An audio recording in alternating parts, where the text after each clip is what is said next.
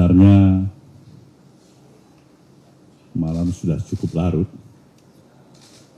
Saya tahu betapa kawan-kawan semua juga pasti dalam kondisi keadaan yang relatif cukup lelah. Tapi untuk satu misi dan tugas bersama, baik rekan-rekan wartawan maupun kami di Nasdem ini, kita pikir tugas kita bersama untuk memberikan respon yang baik berkenan dengan telah selesainya ditetapkan oleh Komisi Pemilihan Umum untuk melakukan rekapitulasi perhitungan suara, baik untuk pemilihan anggota legislatif maupun pemilihan presiden dan wakil presiden. Sebagai sebuah mekanisme yang telah ditetapkan dan kita sepakatin bersama dalam kehidupan politik kenegaraan, inilah hasil pemilu yang harus kita terima. Benar bahwa terdapat berbagai macam catatan dan evaluasi, bahkan gugatan atas pelaksanaan pemilu yang ke-13 dalam sejarah kehidupan politik kita ini. Tidak kurang dari kalangan aktivis, dari berbagai kelompok masyarakat sipil, hingga para guru besar, kampus-kampus ternama di seluruh tanah air, turut menjadi bagian dari suara-suara tersebut. Namun, apapun itu, suka atau tidak suka, mau atau tidak mau, kita harus menerimanya. Bahwa harus terus berlangsung evaluasi, koreksi, hingga diskursus yang tidak berkesudahan dalam upaya memperbaiki sistem pemilu serta berpraktek berdemokrasi. Namun kehidupan politik harus terus berlangsung.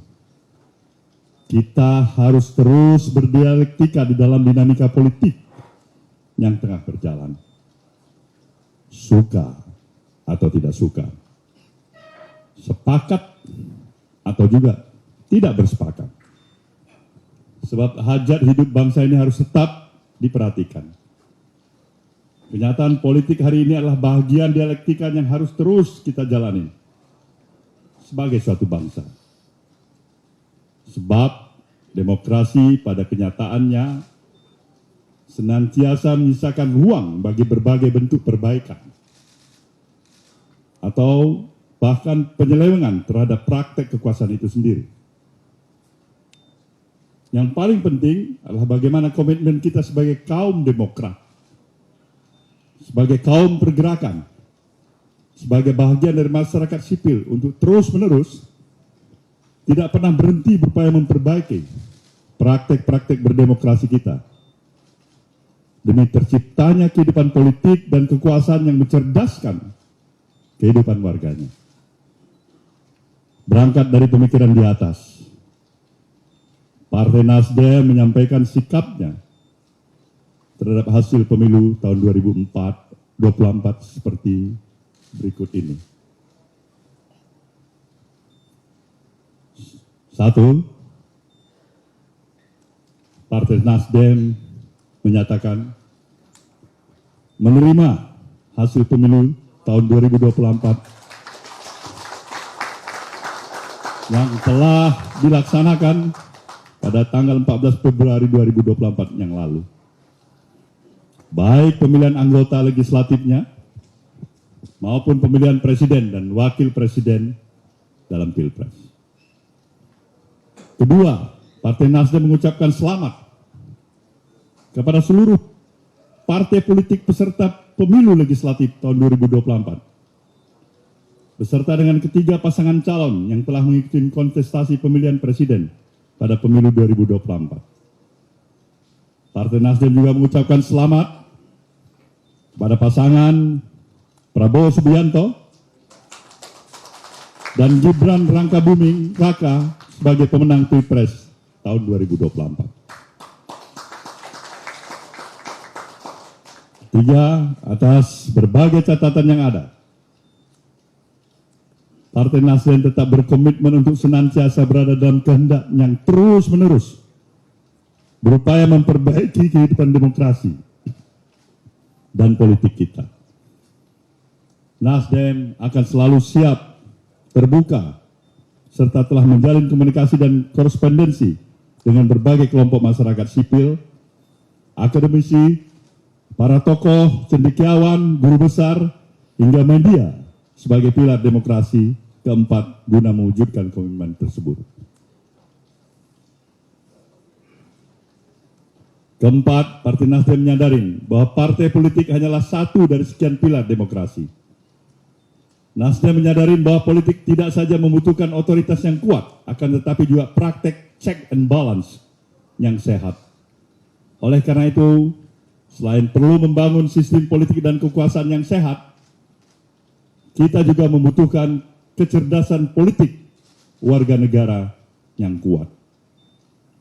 Kelima, Partai Nasdem mengajak seluruh komponen bangsa untuk senantiasa mengutamakan kepentingan bangsa di atas kepentingan golongan atau kelompok di dalam upaya mencari keadilan pasca pemilu.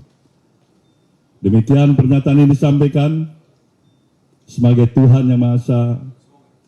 Semoga Tuhan yang Maha Kuasa senantiasa memberikan kekuatan kepada bangsa ini untuk mampu memperbaiki dan terus-menerus meningkatkan diri di masa depan. Jakarta, 20 Maret tahun 2024, Surya Paloh, Ketua Umum. Terima kasih Ketua Umum sudah menyampaikan butir-butir pernyataan sikap Partai Nasdem. Sekarang kami serahkan kepada teman-teman media. Kalau ada pertanyaan, silakan 5 penanya ya. Nah, jadi 5 pertanyaan sesuai dengan sikap Nasdem 5. Pertama, sebutkan dari media mana. Ya, selamat malam Pak Surya Paloh. Saya Dita dari JPNN. Izin Pak bertanya, untuk Partai Nasdem sendiri ketika Pak Prabowo terpilih dan mengajak Nasdem untuk bergabung di koalisi, bagaimana sikap Nasdem nantinya? Apakah akan bergabung ke koalisinya Pak Prabowo? Dan yang kedua, untuk selanjutnya langkah dari Timnas Amin sendiri akan mengajukan gugatan ke MK. Bagaimana Nasdem apakah mendukung untuk Amin mengajukan ke MK? Dan yang ketiga soal hak angket, apakah Nasdem akan turut mendukung hak angket Pak di DPR? Terima kasih Pak. Oke, makasih. Kalau sama pertanyaannya cukup diwakili ya. Silakan yang kedua. Terima kasih Pak Surya, Kakak Willy dan teman-teman sekalian. Pertama, saya Irfan dari wartawantirto.id. Tadi juga menekankan apa yang disampaikan teman saya Dita. Tadi disampaikan oleh Pak Surya, menerima hasil. Apa itu definisi menerima hasil? Menerima hasil pemilu itu sendiri. Dan bagaimana gugatan ke karena besok pukul 8 pagi tim hukum nasional Timnas Amin akan mengajukan langsung ke Mahkamah Konstitusi. Itu pertanyaan pertama. Lalu pertanyaan kedua adalah dari PKB, Nasdem dan PKS Timnas Amin kemarin sudah berkumpul dan ketiganya saya lihat sudah bersikap sama akan menyiapkan Pak Anies untuk DKI 1. Nah, di sini juga ada Pak Sahroni yang juga merupakan salah satu kandidat dari Partai Nasdem. Itu bagaimana tanggapannya? Terima kasih. Terima kasih. Lanjut. Yang ketiga atau sudah cukup? Silakan. Izin Bang Cindy dari Kompas TV, masih terkait juga dengan MK. Kalau yang Pilpres kan Timnas Amin besok akan maju. Tapi kalau untuk di Pileg, kalau dari Nasdem sendiri persiapannya seperti apa? Apakah akan mengajukan atau tidak? Sama juga menegaskan lagi kan tadi Partai Gerindra juga bilang kalau udah komunikasi dengan 01 dan 03 dan dapat isyarat baik dari banyak partai politik soal kebersamaan dan akan satu visi misi gitu di pemerintahan selanjutnya. Partai Nasdem juga yang termasuk kah? Terima kasih. Cukup ya. Silakan Ketua Umum.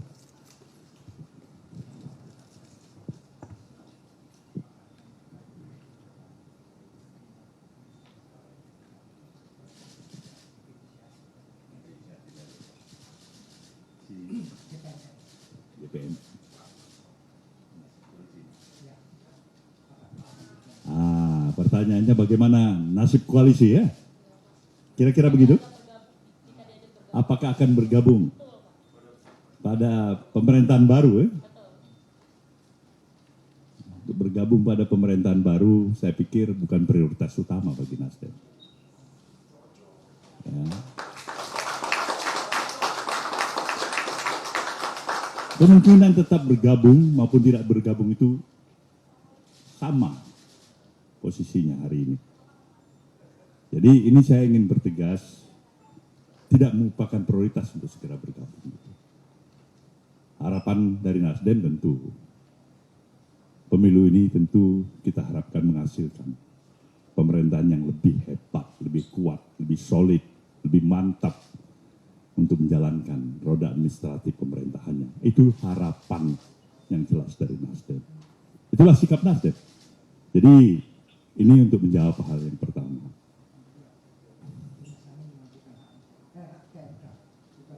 Kawan-kawan yang besok akan mengajukan, katakanlah dari Timnas Amin untuk ke MK, saya pikir kita sepakat dari apa yang saya gambarkan tadi. Penghormatan kita untuk upaya mencari keadilan, upaya untuk mengevaluasi, memperbaiki dari sesuatu yang kita anggap perlu untuk dilakukan, saya pikir itu tetap harus berjalan sebagaimana mestinya. Seterusnya hak angket. Ini yang paling menarik. Saya berbicara dengan saudara semuanya dengan bahasa kita dalam komunitas pers. Ada keterus terangan, ada spontanitas. Saya pikir saya harus katakan ini. Dengan energi Partai Nasdem yang relatif masih amat terbatas. Kalaupun Nasdem mendorong hak angket itu semata-mata karena penghormatan kepada hak konstitusional yang dimiliki oleh seluruh anggota dewan. Pertanyaannya, masih memungkinkah efektivitas yang akan diperoleh oleh Nasdem atau siapapun yang melaksanakan hak angket dalam kondisi pada saat ini di Dewan. Ini perlu kita pikirkan bersama. Karena apa? Demokrasi yang ada pada saat ini tidak lagi mengedepankan ajas musyawarah dan mufakat. Tapi suara terbanyak. Ketika kita berhadapan dengan suara yang terbanyak, nah, kita harus pikir dulu, kita sudah banyak suara nggak? Saya harus katakan ini, agar tidak ada memakai bahasanya penuh dengan eufemisme. Sebenarnya ini hak angket bukan yang pertama sekali kita kenal. Sudah berapa kali dipergunakan, dipakai di dewan. Begitu juga terhadap pemilu. Tapi khusus pemilu tahun 2024 ini, seakan-akan ada hal yang extraordinary, luar biasa. Oke. Nah, kena hak yang seakan-akan kesan impresi yang luar biasa ini, Nasdem juga mengikutinya dengan cermat. Ada apa? Kalau tidak ada mengada, nah, menurut pepatah, kenapa tempua bersarang rendah? Ini, jadi ini pepatah ini ada apa kok luar biasa. Tapi concern Nasdem itu adalah kepentingan nasional. Berulang kali saya katakan, di mana saja. Persatuan nasional itu di atas kepentingan pemilu ini sendiri menurut saya. Apalagi hak angket. Jadi kami serahkan pada kawan-kawan yang ingin meneruskan hak angket, tentu Nasdem amat sangat menaruh rasa simpati dan respeknya untuk berjalan. Bagaimana sikap Nasdem? Kami akan evaluasi.